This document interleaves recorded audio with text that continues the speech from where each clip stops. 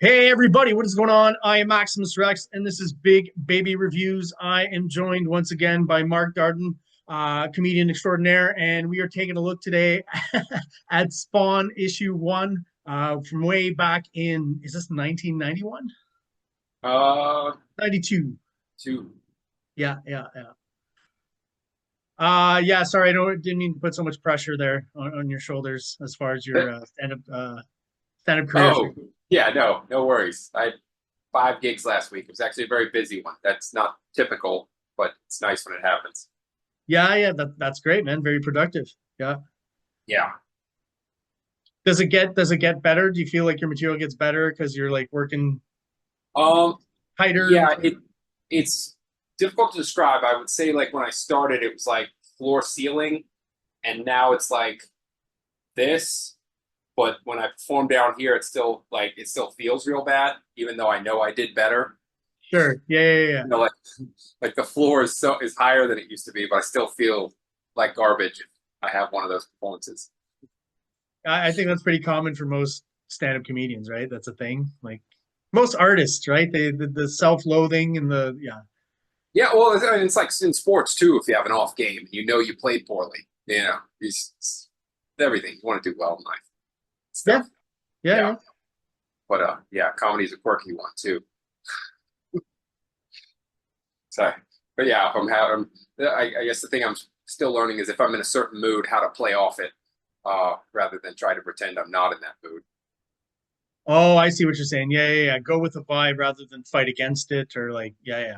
I see Yeah, what because you're I saying. kind of have a persona, but I have to let go of it, and just go for real at times. I gotcha. So yeah, still learning a ton. It's a great hobby building towards a career that still learning a ton. As we all are in this life, whether we're drawing, writing, whatever it is. Just like Tom McFarlane here on Spawn number one. There's my segue. Yeah, and Spawn is such an awesome follow up to his Spider-Man series. Oh, absolutely. Especially like the level of art. This is like my Mhm. peak McFarlane period. End of, Spider-Man and beginning of Spawn is just that sweet spot for me. Yeah, Uh, and Spawn is such like the epitome of that early 90s character. There's just something, he's a superhero, but he mixes the horror elements in there, right? And I've always believed that he kind of just smushed Spider-Man and Ghost Rider together a little bit, the spikes and the chains. But, I was always surprised a few years ago when I discovered the old Spawn designs that he had done from like the early 80s, I believe. Have you uh, seen these? I'd seen some old designs. Yeah, Yeah, like the color scheme is flipped and like there's a few differences, but I could actually believe Tom McFarlane when he says he invented Spawn and or created Spawn in the early 80s. Just tweaked yeah, it for the 90s. yeah. If you remember when it came out, Marvel had a lot of issues because, for instance, he had like a skull, and they were like, no, that's the Punisher. You can't use a skull, and you can't Yeah. use chains either because that's Ghost Rider.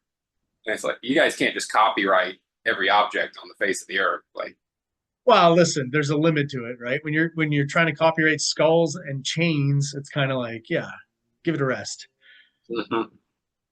But I Yeah, do think like because he just had Ghost Rider, not so long ago in the Spider-Man series, right? yeah, So I feel like there's yeah. definitely Happened with a Spider-Man. tinge of Yeah, that. Yay. Which is fine. right. That's not, infringible, I don't think. Yeah. And Spawn never swung through the city, on his cape or anything. So Yeah, there you go. Exactly. I mean, I guess you could argue that this first cover does have a slightly Spider-Man-esque kind of pose and vibe to it, right? yeah, I could yeah, easily see Spider-Man replaced here, and with Spawn we don't see his legs, but Spider-Man's legs would be like flipped over his head and stuff. You know that. yeah. And he's got a bat on it, so it's Batman ripoff too. Yeah, yeah. He's just covering all bases. He's got a bit of Them all Spawn, in there. Venom, or Spider-Man, Venom, Ghost Rider. Yeah, all the cool stuff. Well, Yeah. again, before we started shooting, and I'll just point it out because it's the easiest way to just swing it in there. This Wizard number four issue actually being the first published drawing of Spawn, but we were talking about having to watch these videos, right? Yeah. when Todd's talking about what the kids like that's just some iconic moments there with Todd McFarlane, talking about the spikes and the chains, bud. Trying to yeah, get the voice in. Well, he's Canadian, so like I feel I'm, Close enough. Yeah. close enough. I'm in a pretty good position to pull it off mostly. Yeah. I've met a lot of Wait, guys who speak that way. wait, are you yeah. Are you got a regional accent you're doing then? What's that with Tom McFarlane? Yeah. Yeah, it's kind of a more of a Westerners kind of accent from Calgary or parts of British Columbia. Yeah, bud. Like they'll talk. Hey, fucking hey, bud. Fun. Yeah, I'm more East Coast, I guess. Uh-huh. East Coast Canadian. Yeah, not quite. Well, not fully, because they have a weird accent too. They're more kind of Irishy, Scottishy sounding. So I probably have what would be deemed like an Ontario accent. I'll put it that way. The refined city. Refined, I guess. It's one way of being pretentious about it, I guess. But yeah, no, it's just the way people speak, I guess. Yeah. All Uh, right. Well, wow, we yeah. really trailed off there. Let's Yeah. focus, guys, focus. Let's start with the cover. And I'll just mention real quick. I've talked about this before with you. My first encounter with Spawn was actually Spawn number two, and I Okay. backtracked to Spawn number one. Oh yeah. Overall, I will say, in a way, I'm kind of happy that happened that way because issue one is pretty cool. But there's just not that much established. Where with issue two, we get the Violator, and honestly, with that Spawn number two, Violator was a big part as well of why I really liked Spawn. Like, that was the issue that introduced him, and Mhm. I just always liked the weird, off-putting. Some people described it as like chicken-like kind of design to the Violator. A lot of people don't like it. I think it's pretty cool. It's pretty different and doesn't look like anything else. So I've always appreciated that villain, and the fact that he's a fat little clown. I kind of like all that stuff. I like the Violator as a villain. But yeah, anyways, just throwing that out there. And I backtracked to Spawn number one. Something weird about both the covers to those issues is the painted aspect by Ken Stacy. You familiar with this guy? No, no. It's very bright colors, which I think is good. But Yeah, I just it's not the exactly the McFarlane aesthetic that I'm used to, obviously, and it feels a little kind of plastic and shiny, I guess, and I don't hate it, but it always kind of bugged me as a kid because it was a little bit different. But I will say this: the artist, I reviewed an issue of Marvel Fanfare that he did without Todd McFarlane, just him doing like colors, lettering, inking, and it's a super awesome issue. It's with Doctor Octopus. I highly recommend his art by himself, on his own. uh, I think yeah. he's a Canadian artist that McFarlane was doing a favor for. Oh, okay. Because he has Steve Oliff on the rest, but Yeah, speaking of Steve Oliff, yeah, I probably got him from found out about him through Akira, but he knew him, right? Because there's stories of him swiping backgrounds, right, from Akira. yeah, yeah. Because Steve Oliff got the big gig of colorizing Akira to bring it to the States. Yeah, theory is he was the one supplying McFarlane with like background pages, photocopies. Uh-huh. Yeah. It's smart that in Japan they have assistants who knock out work that's busy while they concentrate on the characters in the foreground. And there's no comic artist here could have done it too. Yeah, for sure. And some have done it, right? Like Dave Sim was doing it on Cerebus, right? He had a whole Yeah. he was credited though. I'll give him that at least as the Yes. background artist was credited. Gerard, Yeah. I think his name is. Yeah, yeah, yeah. But And he was yeah, doing no, very hyper detailed backgrounds and then still these cute cartoon figures on top. And that worked really well. It's a good blending. well, I think they meshed well, so at least that works. And with, in Japan, there is kind of a homogenous kind of look to some of the art, right? Where like guys in the same studio for the same company kind of draw the same way, right? So it's a little easier to pass off that way as being just done by one person or just, I mean, people know anyways, right? Have you ever seen the schedule of a mangaka? It's like insane. They're really fast, but I thought those people are generally they're listed as assistants. Oh, the background artists. Yeah. Sure, but like the actual mangaka making like the main, plotting it and breakdowns and then throwing in the characters and stuff, these guys never sleep. You can look it up, Oh, the mangaka schedule. It's insane. yeah, Yeah, they meet with their editor every like 2, 3 days. It's crazy. What a world, eh? Such a different yeah. culture. But they're pumping out, yeah, pumping out great works very quickly. So, anyways, McFarlane was ripping off backgrounds from him. So, you want to crack this one open, or you got anything else to say about the cover? No, no. I mean, the covers it just focuses on the character. Just gives you a big shot. Of the covers that came out, this was one of my faves. I mean, the Youngblood #1 was my favorite, but I thought Spawn was probably the second best cover. Of like, if I'm walking by the shelf, I'm going to see this and want to pick it up and flip through it. So, Yeah, I, it's I certainly an effective cover for sure. Nice big cool shot of the main character. It's what you want, and it's the first mhm. issue. So what else are you gonna do? And it has become iconic. I think it is one of those covers that's been redone and homaged, and All right, let's have a look inside. Did I talk about when we did the Youngblood review about the full bleed aspect of Image Comics, like the full bleed on the page? I don't think you brought it up as a point. I have this theory that what also helped Image Comics a lot in their success, or was not only but a part of their success, was right off the bat, all of their comics were full bleed, where you didn't have the white frame around the page. Well, you did sometimes, but you see how that first panel, the top and the bottom, go Yeah. off right to the side of the page. That's full bleed. And all the Image Comics, I'm realizing looking at the #1s, or at least I think so, unless I'm being mistaken, have that full bleed aspect.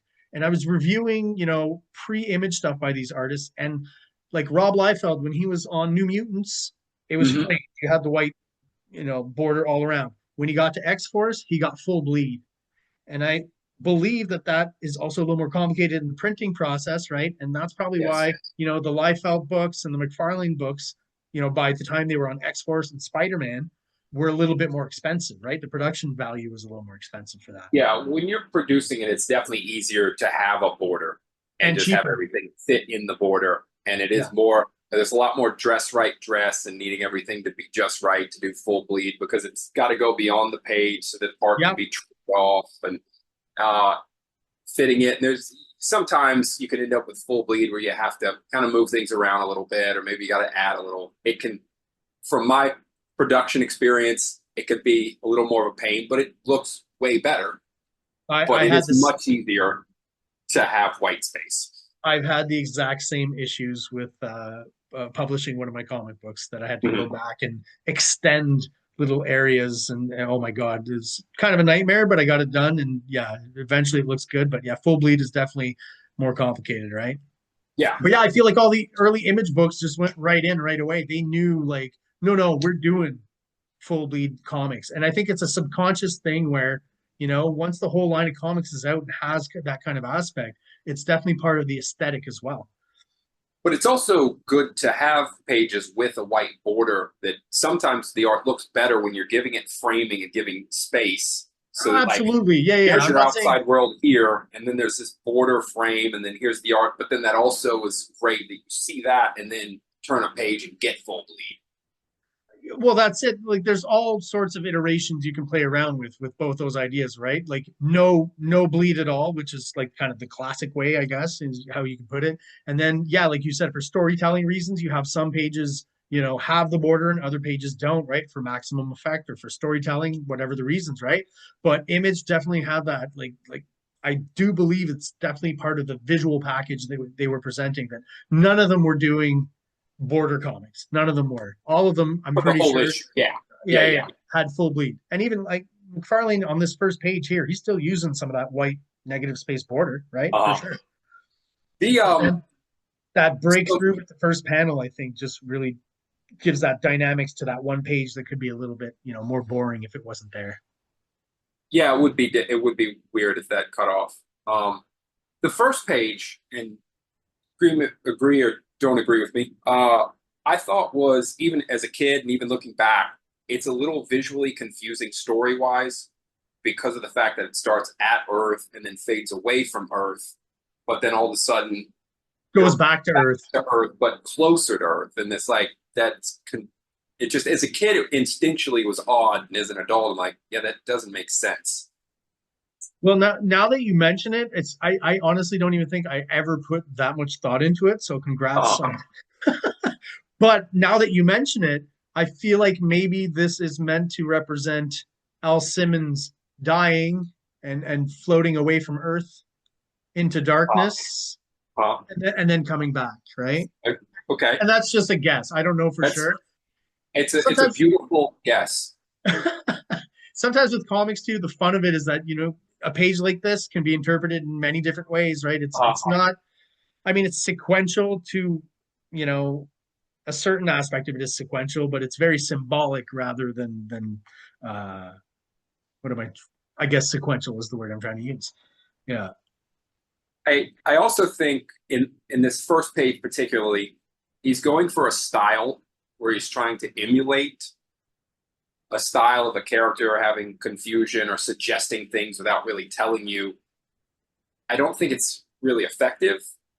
And also reading it, I think if you strip all the words off this page, it would make almost no difference. I think you could just look at the page. And I think for the next page as well, I think for these first two pages, if you just stripped the words off and just looked at it, I think you'd get as much out of it. You'd Or, still get the same sense of, yeah. No, I see what you're saying. Yeah. Again, maybe that first page is confusing. The second one, though, I mean, pretty obvious. I mean, that oh, one's yeah. easy to read just visually, right?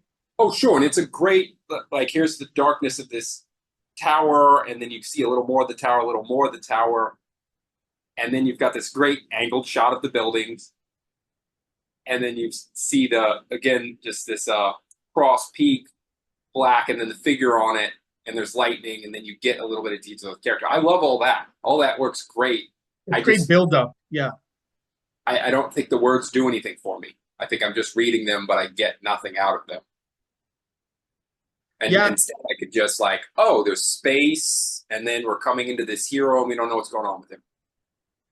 And that's been a common criticism about McFarlane's writing is that he just sometimes puts way too much text in there when you know, he's pretty good at the visuals at this point. So, I always think, less is more most times, unless you have a really good reason to have lots of text and lots of dialogue or whatever. But, Mm-hmm. if you're doing the illustrations right, they're doing most of the heavy lifting of telling you what's going on. Anything you add to that should be maybe hopefully for characterization or giving you a sense of the characters and not for exposition, right? As little as possible. If you can get the exposition through with the visuals. And I think definitely, like you said, you take those words out. This as a visual sequence works really well. All right, let's All right. move along to the next page. Ah, the famous TV anchors. The TV anchors and the info dump. Yeah, yeah. Well, here's how McFarlane gets through exposition. And I was always also thinking when I was looking at this earlier, this is how McFarlane gets through a page really quickly, right? Mm-hmm. Because these images here, first of all, he's only drawn three of them and then double them up, right? And then he's just going to reuse these, right? I think this is 1987. So once we move into 1992, at that point, yeah, from issue to issue, he's just recycling those drawings, right? And adding text to the page. So he's getting through that page really quickly, which is kind of smart, right? Yeah. Right. And by saving time on one page, it's more time you could invest in making a glorious page. Absolutely. One of those, spider web panel pages that we're going to see. Yeah. I was it is funny to see the evolution too. Pay attention to, it's the same newscasters who come back, but they've all got like different hairstyles. Oh And yeah, yeah. I think the guy in the middle started dyeing his hair and his beard. Anyways, we'll see. What I was Now, surprised, sorry, go ahead. Go ahead. no, you go ahead. I You're was going to surprised. say the page on the right, right? I was surprised to just see a fairly standard 9-page grid. I was just surprised to see that, but I think the images on the inside are really cool and interesting. Oh Work really yeah, well. and that works great because it's not on every page, so it stands out when he does it. Um, Now, story-wise, this is where, to me, there's a real confusion. It's not well set up. Where we start off by seeing this hero, so that should be present time. then it says 1987. But that makes me think we're in 1987. Yeah, So the hero we just saw is in 1987 because there's nothing that says and now to the past or five sure. years Before, prior. yeah, yeah. So this news report to me is like you're reading about the death of Colonel Simmons, and that's just now happening, and the funeral and the wife and all that stuff. And we just saw him over here. Yeah, you're right. I was confused by that as a kid. Yeah, it's Yeah, there's just a little something missing. The other thing, being a guy who's in the military, I find this a bit unrealistic. The amount of info dumped from television stations. If this guy's black ops and is doing all kinds of secret work, he's you not going to would be in the public eye. you would never hear about him. You would never hear about him. And if you did hear about him, it would be so little. It would be that this glorious hero had died on a mission, and that's about it. You wouldn't get about his wife at the funeral. That's private. Nobody would know about it but the military people that attended it. It would be much more realistic if he was like a 4 or 5 star general who just made decisions behind the scenes, but who had spoken with Congress, with the Senate, maybe advised the president. So he was in on the war rooms. And if that Somewhat, guy died, somewhat public, like yeah, yeah, a public figure, it would make a lot more sense that he would be on the news. But a black ops guy, you would never hear about that guy. If you're hearing about him, they've messed up. yeah. He's not supposed to be publicized. Yeah. Yeah, Oh yeah, because and we know he was, we don't find out in this issue, but that he was a teammate with Chapel, right? And right. he also, before being Youngblood, he's CIA. He's kind of a black ops kind of guy, Yeah, right? So, well, listen, McFarlane, I feel is probably shooting from the hip with this first issue, right? very Like much. all the Image guys are, right? They don't know what it's going to do, right? They Right. really, you know, but Yeah. And that's probably why a lot of the characters had amnesia. It was a good way to get them going and figure it out as you go because Spawn amnesia, Savage Dragon had amnesia, you're the right. Max had amnesia. Yeah, I think there's more, but those right out the gates you're there. absolutely right. Yeah, that's hilarious. Yeah, like storytelling decisions are being made like on the fly and what's easiest and most convenient in the moment, right? Uh-huh. Oh I'm gosh, sure. Imp had amnesia from Wildcats. He was learning about himself. Yes. Yeah, that's right. That's right. Because I So anyway, remember, I wanted to point out that timeline confusion because to me, if I'm reading this, we're in 1987, and we just saw a hero in 1987 yeah, leading to this news report. because only later, once we see the later newscast page, do we kind of start thinking about it and go, oh, okay, and then you kind of figure it out. But yeah, very confusing. Absolutely. Mhm. Yeah, you brought me back to that first memory of reading it and like being like, man, what's going on there? So yeah, Yeah, I mean, what we've got is basically like a Rocky style montage though on that page, right? Just giving us everything we need to know. But again, you know, I could almost argue that this page could also do without words to a certain extent, right? Having read what the newscasters are saying on the left, you probably wouldn't even need, any words on that page there. All right. yeah, yeah. I very much agree with you because we get the report from the newscasters, and then we kind of get another version of that, but from his point of view. Yeah. So again, and it was also with the lack of words, we really could just be looking at this visually and putting the pieces together ourselves with the information we already got from the news report, right? That's it. I think visually, like again, he's using a lot of symbolic imagery, but Mhm. for a reason, because it's simple and clear what idea he's trying to get across, right? Like that US flag in the middle there, very kind of a Frank Miller kind of deal, right? Mm. Just that shot of, what does he say? And proud of it, right? To talk, about patriotism and work, dying for your country and all that stuff. If he had had a slip up and wrote "and proud of it," Proud of it, bud. this would have been humorous. Uh, but yeah, I think you're right. Without words, we'd still just be able to visually read this. Like he's walking with his girl, You see a figure that's in a suit, probably somebody in charge. Then you see kind of the hero in his armor. You see him in kind of an action pose, a big gun, flag that he represents and serves. It's clearly going to battle, and you see a skull. Must have died. Sort of an explosion. Okay, definitely died from that. You see his wife. You see the devil. You see the devil creating a power, and then an explosion going back, and lightning shooting into him. That Obviously, whole, sorry, go ahead. yeah, and then kind of the naked image of his wife and him screaming, and then the skull within the eye socket and the wife, and you kind of get a sense of what's going on.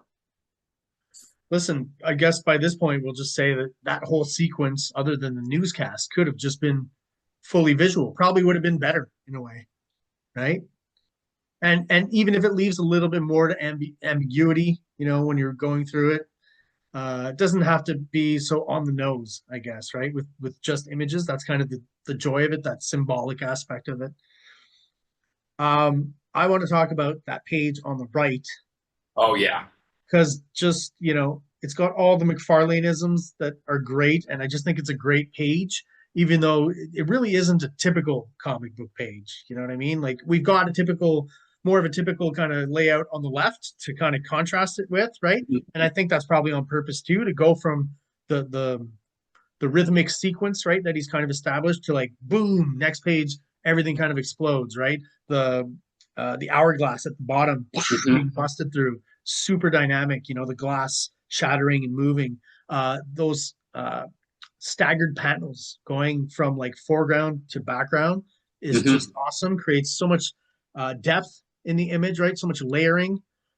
The typical tall, kind of skinny McFarlane architecture that he's got there. Um, I wanted to add as well that those images, at a certain point, those images that are tilted on all of those panels, people are going to be using Photoshop to just reuse a drawing and tilt it and bend it to the right angle. That's like, as an artist, like that's all drawn, right? He Mm-hmm. drew it to make it look like it's at that angle. You don't see a lot of that anymore, and at that point, 1992, he was still doing it, and it looks great because you don't get a different line quality from the photocopying and the shrinking. And, there's always something in the line quality that changes a little bit. So really, really kind of organic looking stuff compared to what would be done in modern comics. And I'm just going to end by talking about his just that clever idea of having just I guess, the markings on his mask. Yeah. I think looks so cool, right? Mm-hmm. Because like it's not there, but you totally see his silhouette anyways, right? You still got the cape and stuff. Um, and it's something that unfortunately we never got the Spawn Valeria the She-Bat crossover. Did you ever hear about that? Oh, no, no, I don't think I did. So continuity comics, right? Neil Yeah. Adams, in and around the early days of Image Comics, there was talk of Spawn crossing over with Valeria the She-Bat. And apparently Neil Adams had even drawn up some pages. And one of those pages has this exact kind of design, right? Where he probably saw issue 1 of Spawn and kind of decided to use that idea himself of just Spawn's markings, which looked really cool. But it ended up falling apart somehow. It never happened. And then he just replaced Spawn by some other kind of Batman-y Spawn character that he created. Oh, okay, because I know they had wasn't it She-Bat crossed over with Shadowhawk? I think that actually happened, or possibly, or was it Vampirella? I'm not sure. Maybe both. Oh, yeah, might have been During that Vampire. crossover fever kind of period. Yeah, let's get your readers' eyes on my books and my readers' eyes on your books and see if they pick up both. Desperate times at that point. Yeah, yeah, yeah. Yeah, it's such a cool page. The, the like you mentioned, I mean, the thin buildings have a power to them. They look cool. The moon is huge in the background. The silhouette of the mask is awesome. All the pictures, which also connected to the previous page and what we were seeing and getting story wise. Uh, yeah, an hourglass breaking, like you're out of time, time's up. Is just it's awesome. It does a lot without almost without even doing anything. Like, what am I supposed to get out of this? I don't know. It looks awesome. Yeah, it's just pure design. You know what I mean? It's not let me show you something that's happening, which is usually what a comic book panel is, right? Someone's, picking up the phone, or, Daredevil's jumping off a building or something. But this is just purely like design. That's all it is. A bunch of cool stuff kind of stuck together, but still, like I said, there's that storytelling aspect of, like you said, the hourglass. And I guess the sense of Spawn once being sent back to Earth, right? Those panels, those staggered panels, just him falling to Earth. Uh, Again, it's all very symbolic. It's McFarlane's very strong with that, and this whole first sequence is basically that, right? He's showing us in a bunch of cool images that he died and came back. That's all that's really happened here. Now, this PDF is laid out a little weirdly, but I guess it actually will help us out that we don't have to turn the comic or anything for this one. Uh, Right. but I mean, listen, I obviously the page turn wasn't, us seeing both of these images, right? So one of them was the shot on the left, excuse me, of Spawn's up close kind of look, right? Your first good look at Spawn. hmm Yeah, where we got to see the face and the hand and the cloak a little more than we got revealed in the beginning. Yeah, And we can see he's not quite, what most would deem a superhero, I don't think, right? Even from the get-go, you can kind of tell Spawn's somewhat of a dark dude. I mean, he's got spikes on the back of his hand. Doesn't cut his Really nails, good punch. Yeah. no manicure, skulls everywhere, right? Yep. Skulls for his Dracula cape. It's got everything you want. It's got the McFarlane hands. It's got, the McFarlane noodly details all over it. This is the stuff I was looking for, definitely. Wasn't disappointed seeing this in this comic.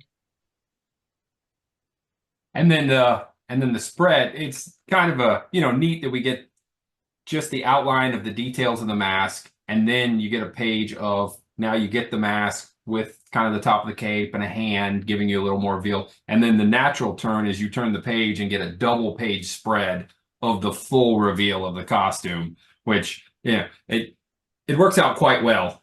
Um, It's poster quality stuff, right? Poster yeah, sized. Yeah. Take out the words and, even with the words, you could throw that up on your wall for sure. yeah. It's the money shot, right? It's hmm uh it's funny because seeing it laid out this way, it almost kind of reminds me of like in wrestling where you'll have the wrestler's intro pop up on the screen. That's kind of what I'm getting from the page on the left. And then boom on the right is the wrestler coming out, che- cheering on the crowd and stuff. He's even almost got that pose going. It's a good reveal for sure. Absolutely. Yeah, and after doing pages with quite a bit of panels from the first page that had like 10 panels, and then the second page had seven, and then there was six panels with the news reporters dumping the info, and then those two pages with nine panel grids each. And then you get a page that is sort of a splash page. It's got panels on it, but it's effectively a graphic design splash page. Pretty And then you get much, yeah. another splash page, and then from splash page, double page spread. Yeah, and even here we're getting the we are talking about earlier the difference between border and full bleed, right? We've got the border image on the left, and then we just, of course, you're going to go full bleed here for something like Uh-huh. this shot here. There's no reason to have a border there, right? Yeah. And I mean, it's obviously a very cool looking character where he's got chains coming from the waist and sort of a belt with the skulls for the cape. The cape has, I don't know what you call the frilly things that stick up, but The collar, I guess. oh yeah, okay. It's an Collar. insane collar, but yeah, yeah. He's got spikes around his biceps, his calves, spikes on the back of his hand, and he also has some pouches. Yeah, that was always kind of a mystery to me. Like, I get the whole military past and all that. Maybe, Yeah. later we learn that the costume is alive and kind of like Venom, so maybe his subconscious manifested it, whatever kind of explanation. But, to have a demonic character with the chains and the spikes and all of a sudden just have a series of pouches is a little weird. Just a Yeah. little. It's not, it doesn't ruin my enjoyment of the character, but it's a little bit of Liefeld in a whole world of, Tim Yeah. Vigil almost, right? It's been compared to Faust a little bit, Spawn. So Oh, yeah. Oh yeah, my yeah. God. Yeah. If you've read Faust, It's pretty similar, right? It's a toned yeah, down kind of version of Faust, it really. could it could be unconscious or accidental, but yes, Yeah, very much. There's a similar vibe. I wouldn't be surprised that in the early 90s, two guys would kind of come up with a similar type of concept, with the Mm. whole demonic aspect. Just because it's the splash page here, I want to talk about the importance. We talked a little bit about Steve Oliff at the beginning, but the importance of the colors on Spawn. Because, I've talked about this theory of mine about the full bleed, but a big part of early Image Comics, as opposed to the comics we're used to with Marvel and DC, is the coloring. Right? It really, really popped. They were the first to use the computer coloring, the newest technology. McFarlane goes for the top guy, Steve Oliff. So I do think the colors on Spawn just. You already have Tom McFarlane, his elevated level of popularity with his art, and then Steve Oliff just brings it up another notch. I don't think he was one of those computer colorists who just went too crazy. Like sometimes on I find some of the colorists on the extreme books a little later on, just kind of, it gets really kind of garish and kind of not even enjoyable to look at. But he's definitely a color master. Again, McFarlane got the best. And I think this pinup just shows you right away. You put this next to, I'm reviewing Quasar right now by Greg Capullo. And the colors on that is around this time, 91, early 92. Colors are horrible in that comic. They really are. They're not great. And this just, comes in and color wise just kicks Marvel and DC's ass. Really does. Yeah, and Steve Oliff was doing so well, he had to start a studio. Yeah, yeah, yeah, yeah. There's that whole story of like I remember on the Kayfabe channel, they would talk about how he was living in some small town and, half the business in the town was computer coloring. People, assistants that would come and work in this town and start different coloring companies in the same town. Like it's Uh, crazy. Yeah. The yeah, height of the height of comics popularity, obviously, but yeah, yeah, and he had quite the empire going. He was doing a lot of business. all right, we're gonna switch over to the next page. Boom. And then we get kind of we get another aspect to the story. We get some detective characters that are looking into some mob murders. And this is one thing I do really like that the story does is we're kind of given the impression that this could have been Spawn that's out there killing mob guys. Sure, yeah, yeah, yeah. From the first issue, absolutely. Yeah, yeah. Oh, your voice just went weird. You may Oh, have to record that. did it warble? Is that what happened? Yeah, it went really soft and just went out. So anyway, I can just pose it again. But yeah, That's all right. yeah. But I really like what they did here. You've got these detectives, they're looking into these mob murders. They're pretty gruesome. And as a kid, or as any reader, you should kind of get the impression that, well, did Spawn do this? Did this guy that we just saw do this? Sure. Yeah, yeah, yeah. This is to me, kind of indicative of the time period. McFarlane's smart enough to establish a B story, obviously Spawn being the A story, and some secondary characters, and who are Hmm. going to bring, plot points to the story because they're police detectives. But it's Hmm. that very kind of late 80s, early 90s canon movie tropey kind of. There's always police detectives in these sci-fi movies or action movies that they're producing, right? So, I mean, good on them for doing it. And even in this first issue, having the foresight to say, hey, if this really picks up, well, I'm going to need to have other storylines kind of going on to continue on with the series. And again, I assume at this point these guys don't know how far Image Comics is going to go, right? They're really just this is a huge kind of gamble, huge kind of experiment, right? So Yeah, at this point, the first three issues of Youngblood have been advertised. Spawn was the fourth issue to get advertised, so there's a Youngblood issue out. I don't think issue two made it yet, yeah, depending no, on because how. it took a while for issue 2 to come out, right? Yeah, yeah, there Yeah. was quite the delay. But so yeah, there wasn't much meat on the bone yet. This was early in. Yeah, so little bit of foresight there in establishing that those secondary characters, and again, a more kind of subdued layout on this page, I would say, but still some interesting kind of 90s stuff that I like. The long vertical panel, which you crop properly, you establish the scene right with the cops and the crime, and the cordoned off area, all of that in a very Mhm. cropped panel, so you don't have to draw too much.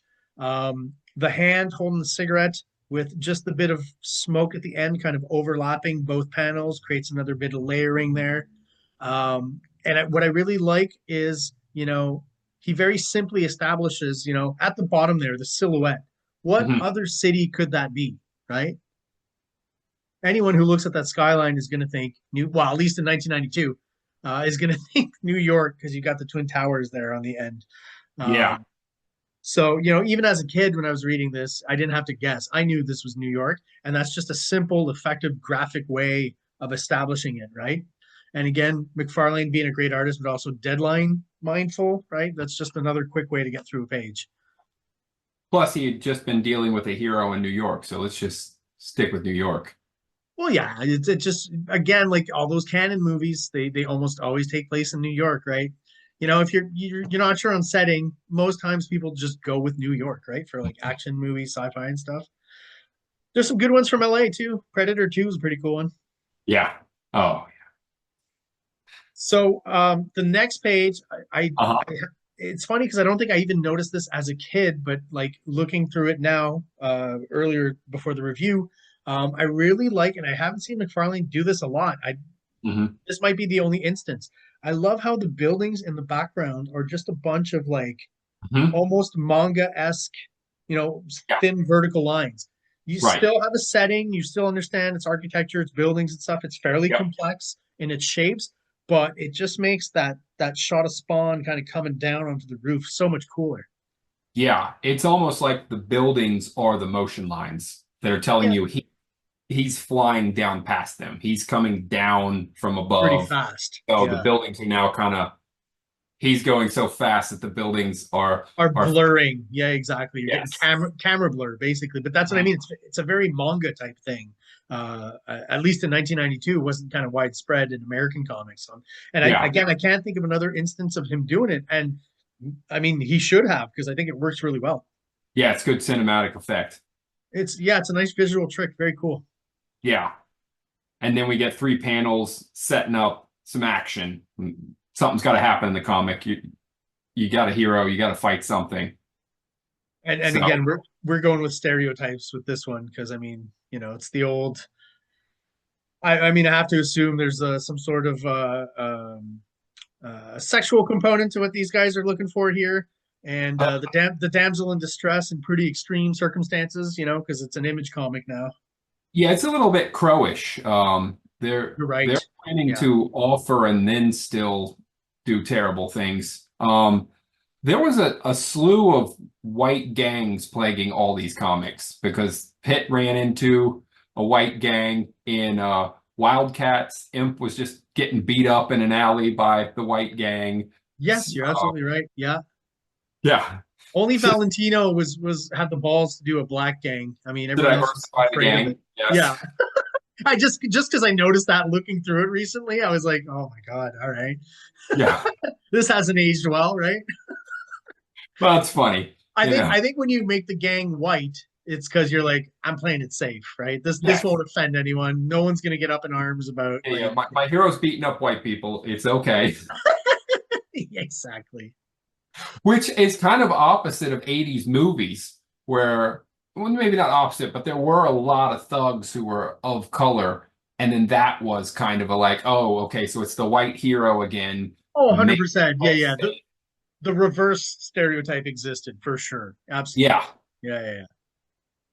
So yeah, they were playing it safer. But yeah, in cool shots. You got his hand on the ledge like he's landed and he's about to jump in. Obviously, she's getting attacked. They're ripping clothes. It's a gang of guys beating about to take advantage and hurt this person. I really like the movement in the last one, apart from the act that's going on, but the ripping of the Yeah. clothing and the Um, movement of the arm again with those lines, the movement lines behind it, very, very dynamic for something that's, fairly simple, I guess is how I'd put it. Very effective. hmm And then we get another money shot of Spawn, right? Yeah. Always marveled sometimes at how, obviously McFarlane would exaggerate stuff in anatomy, but I was always a little bit perplexed by the length of the thighs in some of those shots with Spider-Man as well. There was always like, man, I get exaggerating, but he would just do these huge, wide, and long, really long thighs. And it's an amazingly detailed cape. I mean, there's just so many folds to the cape. It's gigantic. It folds over and folds over. It's so great. It's like it's definitely, one of the cooler aspects of Spawn visually as well, right? It's like no other artist could do it this way. Yeah, it's fun, and you definitely get without having seen him, you knew he was on the ledge with the hand, and now you're getting because he's holding on one side, he's holding the cape, so you know he's come down from above, landing almost in the middle of this gang action that he's about to take care of. Yeah, he's definitely given off kind of a Dracula vibe, right? There's like there's a lot of Dracula in Spawn, especially with the cape and how he draws it and uses it to create the layers and the folds and stuff. And it's like it's almost like it's again because we're going to learn later it's alive. Kind of makes sense.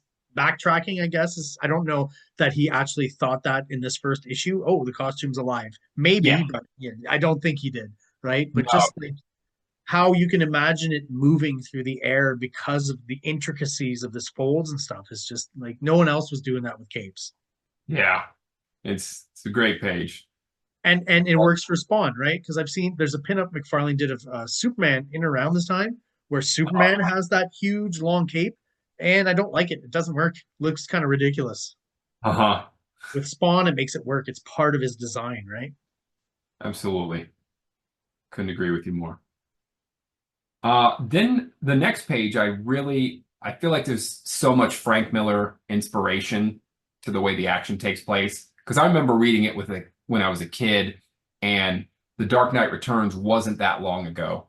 And this shot just gave me that similar feel of the shot where the thug has the kid and has a gun, and then he Yeah, comes in from behind, and this is almost like the reverse of it where he throws the guy through the window and the silhouette shot after it too is so great. I mean, you it's see him very Frank Miller. throws him through the window and then he's framed in the window silhouette, just looking cool and tough and intimidating. Um, It's a very Batman move too, right? Like just what's going on in this page. Like this is Spawn as Batman at this point. yeah, yeah, I think listen, man, there's definitely like even the way he treated the brick on that page, like was Sin City out at this point? Because there's I could definitely see that Frank Miller inspiration in that background of the building and the figure of Spawn down there. yeah. I think Sin City was already coming out because we know that Jim Lee is inspired by it Through very soon. Deathblow. Yeah. Um, but yeah, I think Sin City was already appearing at this time. And even I gotta say, just the shot of the guy being thrown out the window, all the broken glass flying out, the kind of extra lines that he like those lines that he added that kind of add movement, but like I don't think that's a curtain or something. It's again, it's almost manga. You know what I mean? I feel like, in and around the time he's looking at Spawn number or he's working on Spawn number 1, he's probably looking at some manga stuff because I see that and it doesn't really come back later. And Uh-huh. I feel like I see a little bit of that in his last issue of Spider-Man as well with the Juggernaut, the issue 16 with X-Force. There's some little like manga flourishes in there that. And yes, fact check. Sin City had been out about a year. Okay, so Oh, yeah, it would be a recent influence too. then I would bet money that he ripped off the whole brick idea from Frank Miller. Not And that Frank Miller was even the first guy to do it, but he certainly popularized it. All right. yeah, yeah, Anything Frank. else on these pages? No, I think we're good. I think you detailed it well. The next action is, of course, it's a little goofy. It's amazing how many thugs in the Image universe saw a a giant person in a costume and were just like, whatever, dude. I got a switchblade on me. Come on, let's rock. In a world where people have superpowers, right? Yeah. And if they have a costume on, there's a good chance that they do. Yeah, if somebody's walking the streets in a costume, there's a good chance And even they're if they don't have superpowers and they're walking around town in a costume, maybe you should walk away. yeah. Probably, hey man, we could go do terrible things on the other side of town. Let's just get out of here. This person is clearly not right. Let's get out of here. Yeah. And then this is Spawn's first little use of his power, where he just kind of shoots a little ball in front of them that blows up, and they go running.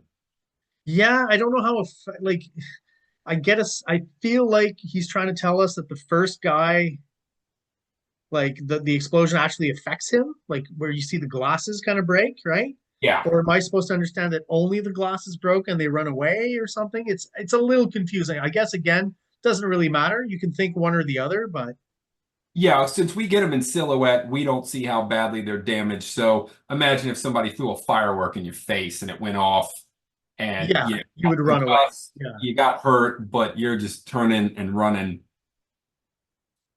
and they are probably hurt. They probably got some scarring or something. Well, that little bit of splotchy inking there kind of indicates some gore, some blood, right? Yeah, just yeah, it's leaving some suggestion. This next page, the big shot of Spawn yelling. This might be weird, but it's always struck me that this looks like Todd McFarlane. This particular drawing to me, for some reason, I find actually looks like Todd. Like Oh, Todd's wearing the Spawn costume. okay. One where maybe he took a camera and went, Maybe for the open mouth and something.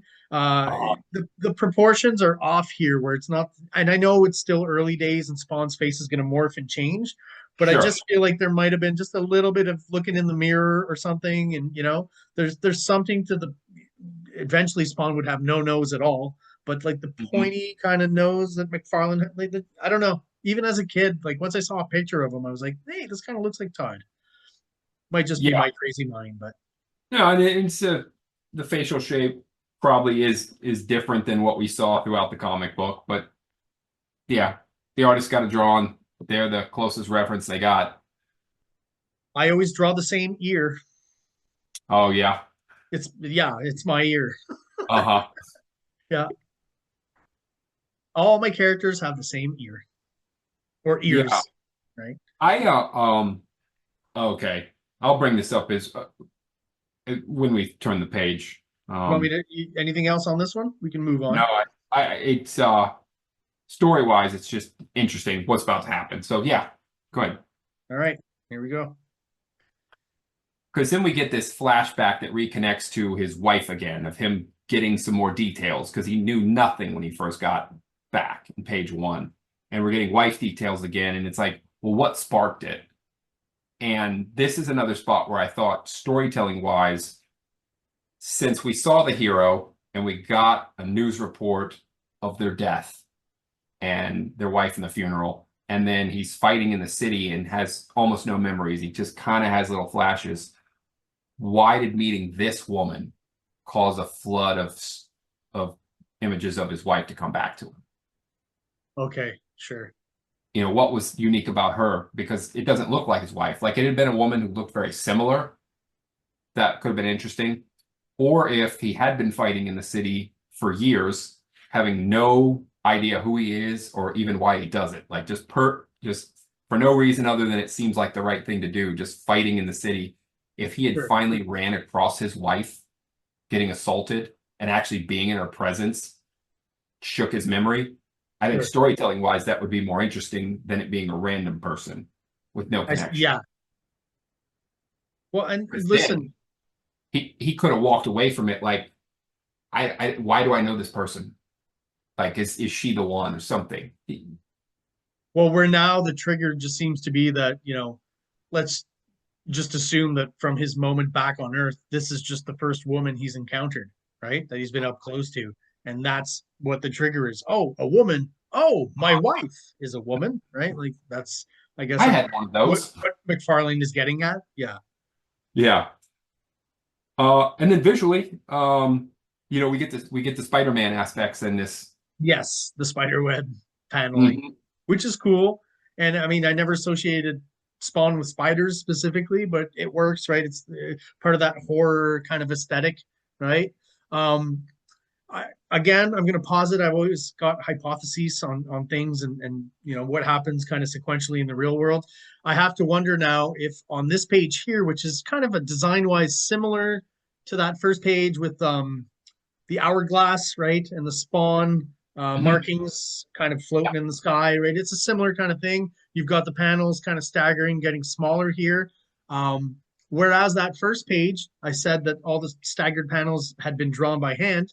Hmm. This is definitely a photocopied stat that he's reused. Yeah. Or possibly, is this the point at which in history McFarlane encounters Photoshop or something, right? I'm just wondering out loud. Because with Photoshop, obviously, that'd be a lot easier to do very quickly without having to redraw the panel every time, right? So you're looking Yeah. at the actual comic, is what I'm pretty sure that's a stat because the drawing is consistently the same throughout.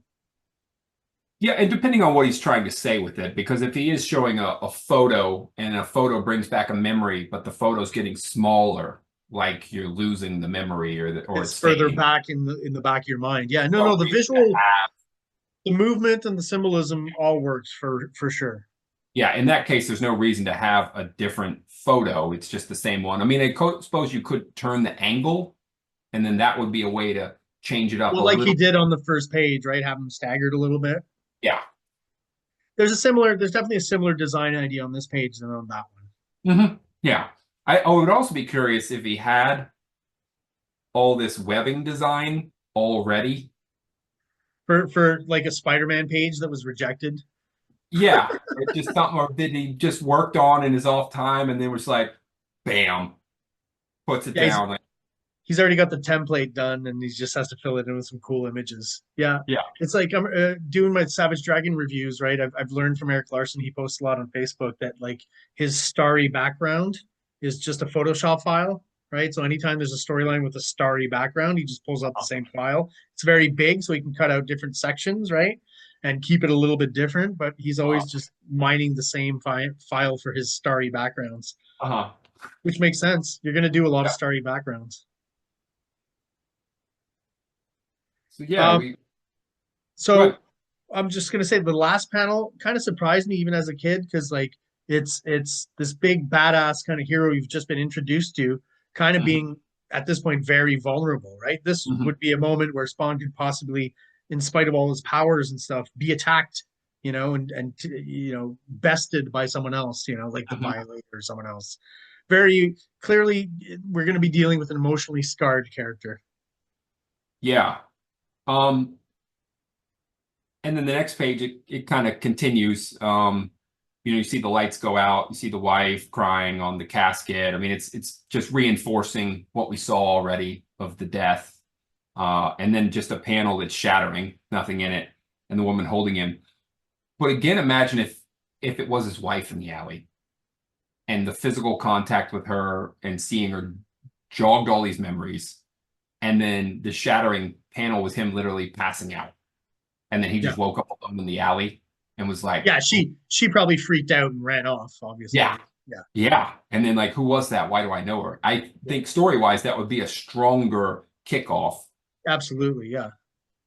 Although, of course, I'm Monday morning quarterbacking this and not have, Well, I'm not having, it's like we said, that they didn't know necessarily if there's going to be 2 or 3 issues of this, right? They're just, really shooting from the hip. Uh, right. you know, Rob Liefeld said it in some interview I was listening to. He's like, once they saw the numbers that Youngblood were selling, a lot of guys got onto doing their pages and working 20-hour days to get it done. And I do think this is another comic, the kind of things I'm bringing up is a strong reason to have editors, where an editor might read through your stuff and then go, you need to draw connections here. Here's a way you could say more. Or what are you thinking here? What are you trying to express and pull more out of the creator? Just the old, what's going on here? I'm not quite clear what's going on. And a lot of times those are quick fixes. You can come up, especially in a visual medium, you can come up with you change a panel and that just makes all the difference, right? But then again, there's that thing to be said, again, these comics could have definitely used some editing, but that wasn't kind of the vibe of it, right? The rebelliousness and like screw the editor, I'm the guy who makes the comic. That there's part of that in the whole Yeah. image revolution to me, right? Where it's like they might not be the best comics all around, but man, did they just do what they wanted and put lots of amazing energy into the work they were doing, at least early on, right? Sure. I mean, you could hire an editor who knows their place. Oh, absolutely, yeah. Yeah. That was Todd's wife. right? She was the editor for a while. All right, Oh, let's. Anything yeah. else on this page, on these No, pages? good, All right, let's go. good. So this So, is now, yeah, we've got yeah, the 1992 exposition dump. yeah, the Um, 1992 news update. So when did all this other stuff happen? right? Yeah, that's exactly it. 1992, in between 87 and 92. That's So where there. is Spawn exactly, right? Like we kind of are a bit confused at this point. Yeah. Yeah. I like the little details, like I mentioned earlier. Now you can see Mhm. that the newscaster, she's gotten a haircut. The guy down Mhm. here started dyeing his hair a little bit. There's more dark in his hair, and he's wearing sunglasses. And the Yeah. guy at the bottom's got his nice little mustache there. So Yeah, he trimmed up the facial hair a bit. Yeah, they all have a different style, and it's definitely a nice touch that they did that. not that it's a problem or anything, but as a kid, did you pick up on the fact that the bottom guy, the entertainment news guy, was probably gay? Was that like he often talked about fashion, right? I Oh, remember, okay. if I'm not mistaken, in the 87 portion, he's talking about what Wanda was wearing at the funeral, right? And he switched from 7 to E. Well, there you go. Yeah, you see that the other two, like CNN, Still in the CNN. same chat. So things have Yeah, changed. Things have changed in 5 years. yeah. For some, the logo changed. For him, new place. He got fired and found some new work. Yeah, and they're getting some pop news out. They're getting more news of the day out instead of just this one event of this military guy's death. Yeah, so it's bringing you, although confusingly, into the present and what's going on in the Spawn world. Yeah. Yeah, There's a reference to Spawn actually by the entertainment guy, right? He's like, no, he's talking about his what's the line? I mean, let's get serious. A cape, yeah, you know, with the young bloods, I can't read, it's pretty small, but he's kind of saying like, cape's kind of old school, right? And then he's like, now those spikes and chains he has, that he's into. yeah. Sure. With current fashion, why would you wear a cape? That's yeah. So not 90s. Yeah. Yeah. Originally people wore capes for warmth, and you could be warm, and then you could throw it off real quick if you had to do something, and then put it back on. Uh, but yeah, I mean, there were court capes though. People wore shorter capes for fashionable purposes. It would be hilarious if capes ever like really came back into fashion, like just for real. Like 13-year-old kids like just start wearing capes. And their parents are like, "You're stupid capes," right? Yeah, yeah. Well, I mean, the shawl is kind of the closest we Yeah, have. sure, sure, but I'm talking Oh capes. yeah. Or when people just kind of throw their coat over without Yeah, putting their arms through. It's a bit of a cape vibe. I want to see a whole youth movement of young Okay. teens wearing capes. Yeah, I mean, if you had the money to pay a couple influencers to do it, That's you right. probably could bring it back. Let's get some bots on this. But yeah, I've made the point, like the 87 to 92, just there's not a clear story element that tells what's going on and when did those events we just saw happen. Because when you now go to the next page where he's walking, he's coming out of that alley where we just saw him have that flashback. So I got to imagine that's current event that just happened in 92. Well, that's where you kind of backtrack and start to kind of piece it together a little bit. And I do know in future issues, he's going to clear it up a little bit in the exposition, like be very matter of fact about like this being 5 years, past the point where he was killed. He wasn't killed and sent back to Earth right away. There's a whole Yeah. 5 year gap. Like he tried to get that idea across here and it didn't work, right? Yeah, it's not clear yet, but Eventually it becomes the official part of Spawn lore that people understand, right? I know he's going to have to go back on it and talk about it in future issues to clear that up. Um, I like that second panel. There's just something for some reason him making a tight crop on 2 feet look really cool. I mhm. just think that image looks really good. It's kind of iconic in a weird way. Yeah, and it pans out a little because you got a close up of the rat, and then that rat leaps away as he Walks into frame. comes forward. Yes, and then Good, he's just stumbling down an alley, doesn't know what's going on. some nice cape action again with the folds and stuff. Very cool. Yeah, nice big cape, a lot of Pulls his black. Yeah, very dark, very dark. I like that lighting effect that he actually drew in the back of the alleyway there in the light area. I guess like street lights or something. Hmm. And their And takes off wife. his mask, and we get Oh, the mask pull off is great. Yeah, and you see the white teeth, but no other details. the shot is great. I like the folds Mm. kind of coming across. Again, is Spawn's costume alive here or meant to be? I don't think so, but Mm-mm. Yeah, then boom, one of the greatest reveals of my youth. yeah, Spawn's got bad skin. yeah. What does the guy look like under there? It's just a burnt up dude. Yeah.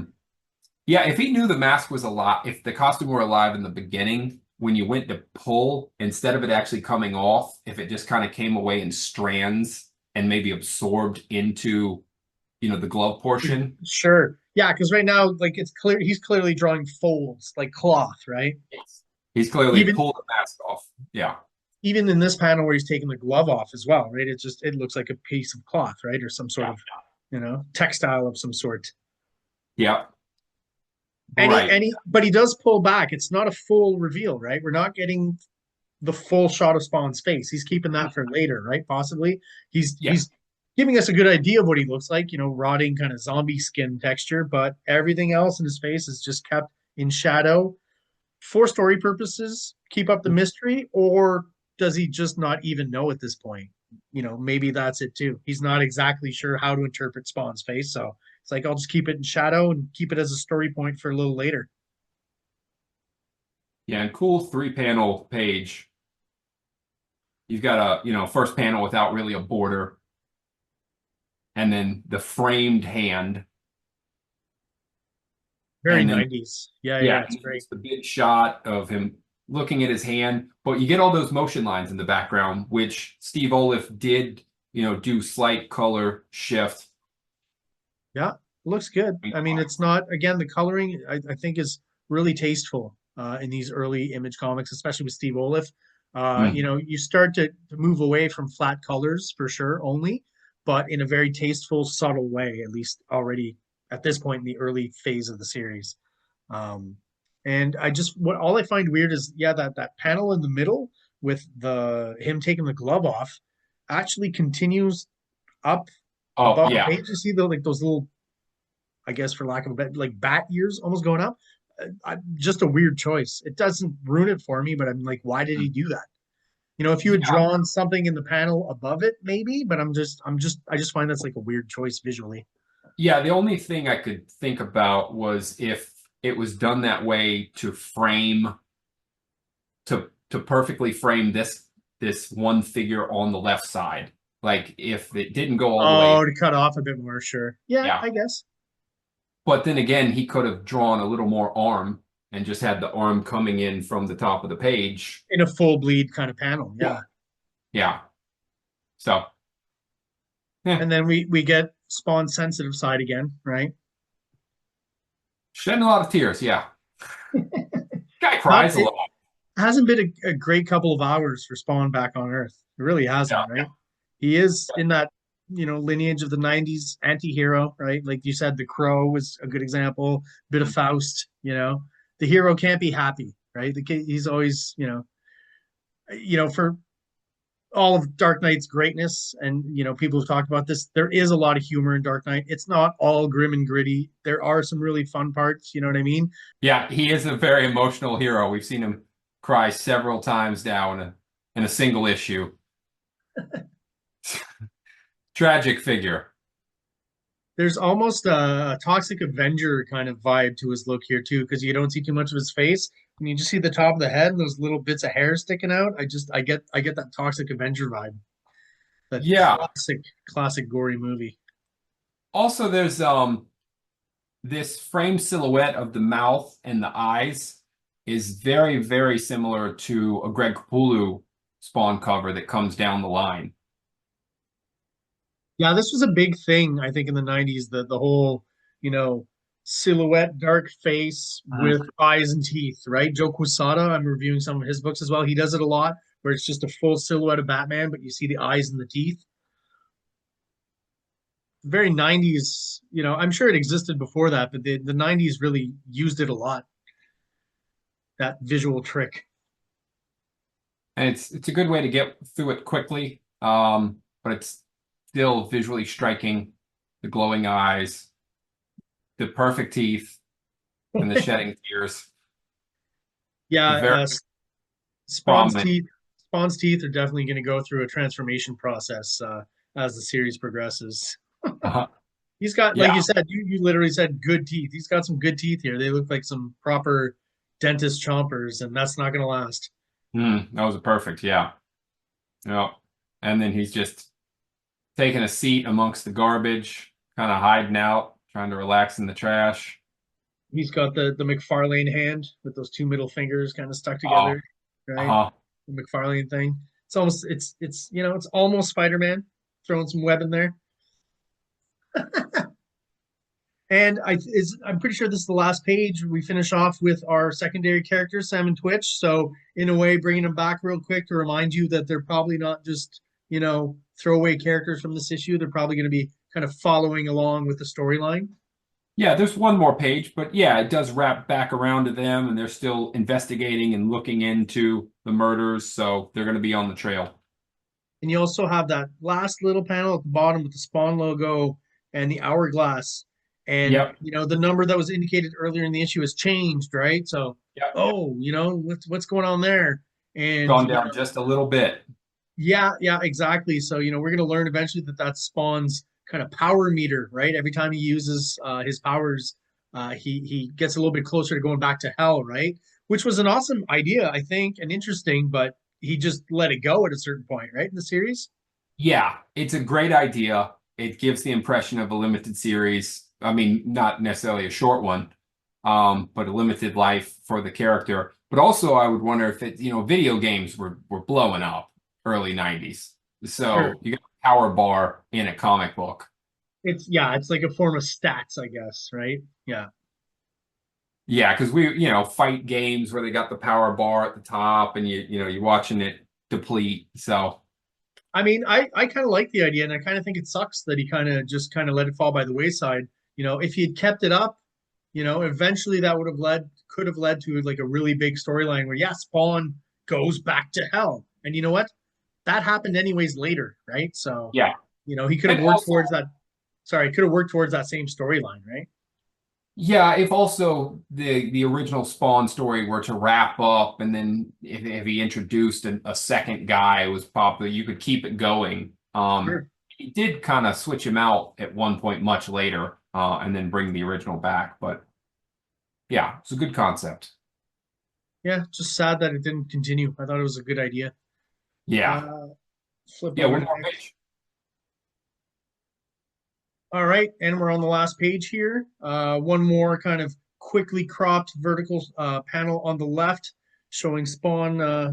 I thought he was lying amongst the garbage, but now it looks like he's on top of a building. Not quite sure exactly what happened from the Yeah, last page to this one.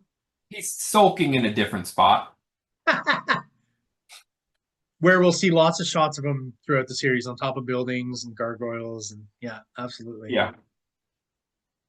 Yeah, this had to be a quick page because you just get a thin line silhouette, not much going on with him or the city, and then a panel that's could be a repeat of what was done on the first page with just ha-has over it. So that's the letterer doing that. It's pretty So interesting though. I do like how the ha-has kind of like twist and turn. It's an interesting kind of visual interpretation of it. It creates a little bit of movement in a panel where there isn't really any. So yeah, it's kind of like a ribbon coming down. exactly. Yeah.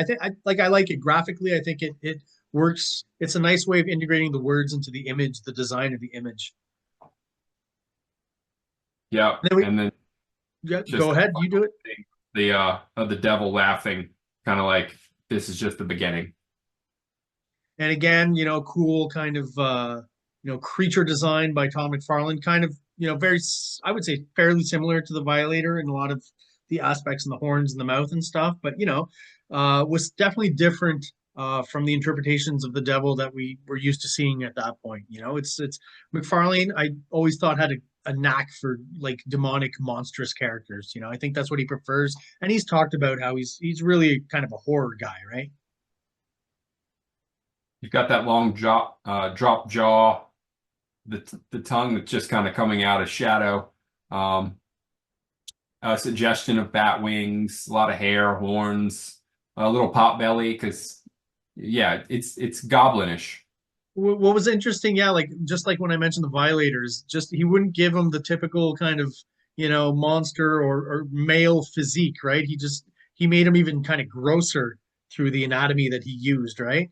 And yeah, that mouth, I mean, to me it's basically venom, right? That lower part of the devil's face, that's venom right there. Yes, it's very similar to that, and he's got Spawn's eyes or Yeah, Spawn. green. I guess all denizens of hell have green eyes or something. Yeah.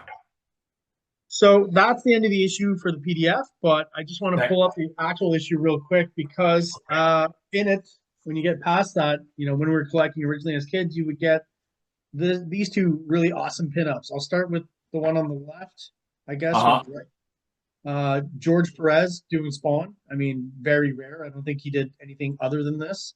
As it Yeah. relates to Spawn, there's a few Youngblood pinups by George Perez out there as well, but that's about it for his image work, I think. Yeah. And George Perez, it's an interesting pick because on one end, wildly famous comic illustrator, Yeah, who's hyper detailed. He did amazing Teen Titans comics. And so name wise, it's a great pick to get. But then the actual art he does for Spawn, I gotta think there were people who would have been a better fit. yeah. I don't know if his style is that conducive to kind of the Spawn aesthetics. Although, I mean, the pinup I Yeah. can definitely appreciate the design and stuff. He's How, got some of those elements, but yeah, it's almost like a DC version of Spawn. yeah, I wonder how out there Tim Vigil would have gotten if he had handed him a pinup. Yeah, it's just George Perez is an interesting fit. Him being a huge comic legend who did hyper detailed work where like every page would be so full of characters and details. So as a kid, when I saw this, I thought, wow, George Perez, but also not that Man, exciting of an yeah. image. Fawn. Listen, I can give you my perspective. Like I said, that at this point, I'm just on the cusp of starting to really get into comics and start collecting kind of seriously. So, not having any prior regular comic book, collecting behind me, I had no idea who George Perez was. So when I first saw this, I was like, yeah, it's kind of pedestrian. You know what I mean? I'm already kind of used to that extreme Liefeld, McFarlane, Eric Larson stuff, right? That's what I'm discovering. So this, like I said, almost seemed like a DC Comics version of Spawn, right? And it's Yeah. next to this super awesome pinup by Dale Keown, right? So Yep. A it's pinup that's a preview of a thing to come. we don't even know what it is, right? It's a big monster and a small kid. That's kind of like, wow, that Mhm. sounds cool, right? Or that looks cool, rather, because that's all we got as a visual. But man, did I love this pinup of Pitt. I just thought it was like the most amazing thing ever. And at this time, Todd knows that Dale Keown's coming along. He's one of the big names that he knows is coming, even though maybe the role changes. I think Uh, they I think they had talked to him about initially kind of being part of that original kind of image wave. Something, I don't know if it's something to do with visas or working in the States, or there was something there that kind of held him back a little bit. Because, yeah, I mean, Pitt does appear right from the very beginning of Image Comics in this pinup, right? I assume like that's the first appearance that we got, right? But he's still working on some Incredible Hulk comics at this point. So yeah, one of the stories I had heard is that when Willis Portacio couldn't come along, that they they had look talked for to someone Dale. else. I see. Yeah, maybe he would be the replacement, but then he had some prior legal troubles where being a partner just Wasn't wasn't going to gonna be work out for feasible. him. Yeah. Yeah. Well, there you go, man. I mean, we've looked over the pinups, we've looked over the comic, we looked at some extra little bit of trivia from Wizard Magazine, etc. So, anything else you want to add to our review of Spawn #1? Well, I have the preview from That's back in the right. day. Yeah, Um, but before I got it, somebody ripped off the back cover, which would have been of Spawn. of But course. they're yeah, and they're with Malibu Comics at the time still. So Youngblood had already been advertised. So for this month of Malibu Comics, it's literally Spawn. Like it's just Spawn month. Sure. Yeah, yeah. They've got Spawn and Tarzan and Malibu Sun letting you know what's going on with Malibu, which is Spawn and Tarzan. They do a short Todd McFarlane interview for one page. They were doing this funny thing where they would highlight the creator and Wizard was getting involved. So like, here's their portion of the price guide. Well, like, here's their other Okay. books, what they're worth. It's kind of an interesting thing. What was neat and very fun is that the person didn't take the poster. So they still have the poster of that Spawn's coming. Nice black and white of that image there. Oh, what is that's the cover to number 3, is it? Yeah, it comes up as a cover. I was trying to remember on the spot if it was 1 or 2. Because that And one's then, inked. Yeah, we got number 2 on the screen here. oh yeah, so it's probably 3 then. Because the And yeah, first 3 were painted by Ken Stacy, but that one is like a pen and ink version of it, and that's a pen and ink version of yeah. There you go. Very yeah, cool. and then the full poster. So cool that they left that in there. That's also Spawn's original logo, right? That he had. It's a little different from what actually was released. Oh, yeah, that is a little different. It's yeah, because there is quite a difference there because this one's a little rougher. You're getting it's a bit more. There's some It's hatchwork it's and dashed it's out, and it's McFarlane definitely. I recognize like his strokes on that. So that was like a McFarlane design, and someone else oh, designed the actual Spawn logo. yeah, that's that logo, this original one looks very 80s black and white explosion. Yes, more underground kind of feel to it. Yeah, Yeah. would have fit right in with that, but they're coming along a little further, a little more experienced, more reputation behind them, so it would make sense to get a more polished one, getting the cool skull into the A. Yeah. Well, listen, even from those early Spawn designs in the 90s, there were still some slight changes, right? That very first drawing of Spawn that you see, he doesn't actually have spikes yet. If you look closely, they're more like studs. They're like rounded off a little bit. I think I probably the same image as in this wizard here. Yeah, the so around the legs he's got spikes, but the one around his bicep is studs. Small little detail, but I mean, as we all know, Spawn's costume would just naturally start to shift and change aesthetically throughout the series. And I guess that's where McFarlane came up with the idea that, oh, well, the costume's alive, so it keeps changing. It was good added detail. It was a Yeah, for sure. Listen, it just made it so he didn't have to be, 100% consistent. And if he missed something on the costume details, we just chalk it up to that. And I mean, his basic design ended up changing every like 30, 40 issues anyways, right? and the alive part happened. It seems like it happened pretty quick. The Yeah, suggestion of it being alive didn't take long for that to come up. I think it's yeah, probably around issue 9, something like that. Maybe with I remember him being kind of separated from the costume, or they get separated from it. They fall into it, right? Angela and Spawn when she uses the whatever her lance weapon is. Something weird happens in that issue there. I think even in issue 6, when he took the cape off and left it behind to fight more tactically, and they make some kind of point of Comment like, that it's slithering away. Yeah, I yeah, seem to remember that as well. Yeah, yeah, yeah. no. All right. Well, Well, I think we've really gone around the subject on this one on Spawn number 1. So I think we should cut it there. great. Mark, before we go, is there anything you want to mention? Anything you're doing in the next couple of weeks with the stand-up comedy that you want to mention? Oh yeah, I'm just regularly at the Drop in South Bend, and I'm presently working to put together my second show outside of there. So I've gone into starting to do show production. So Cool. hashing out details, and this one's will be a biggie for me. So excited about that. That's awesome, man. Well, we wish you luck. And Thanks. I'm going to leave you with that and leave the followers of the Big Baby Reviews with our review of Spawn number 1. That is it, guys. Thank you so much for watching. Really do appreciate it. If you're already subscribed, thank you so much for sticking around. If you are not, please do so below. It only takes a quick second for you, and it really helps the channel out, helps us grow, helps get us out there, and helps encourage us to shoot more videos just like this with my buddy Mark Darden. So, Mark, thank you so much, and everyone out there, have an awesome day. See you, Max. King Comics presents Big Baby, Volume 1, Issues 1 to 13, 204 pages of story and art. King Comics also presents Star Crasher one-shot, 32 pages, cosmic sci-fi surrealist adventure. You can find these fine comics at KingComics.CA, at MaximusRex13 on Instagram, or on Facebook, MaxRex or Big Baby. Like, subscribe.